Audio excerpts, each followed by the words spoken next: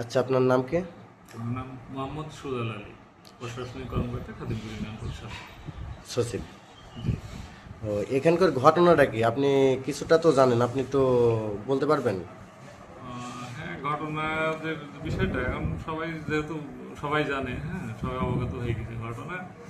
আমি তো অফিসে আসলাম, আসার পরে তার আধা ঘন্টা পরে চেয়ারম্যান সাহেব আসলো, এসে বসলো। কিছু লোকজন আসলো আর কি। আসার পরে ওনার সাথে জিজ্ঞেস টিজ্ঞেস করলো বা কি বিষয়, আমি জানছি ওনাদের সাথে হয়তো কোনো দরকার থাকে। তো পরে দেখছি একটু বাকবিতণ্ডা হচ্ছে আর কি। জিজ্ঞেস করলো কাকে? চেয়ারম্যান সাহেবের সাথে কথা লোটাস চেয়ারম্যান।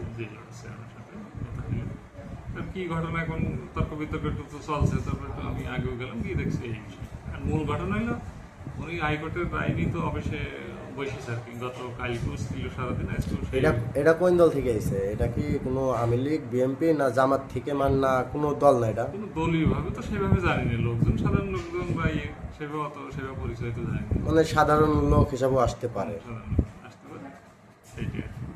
তো পরে হয়তো যেটুকু বুঝলাম আর কি, তারপর তেনারা চাচ্ছে চাইলো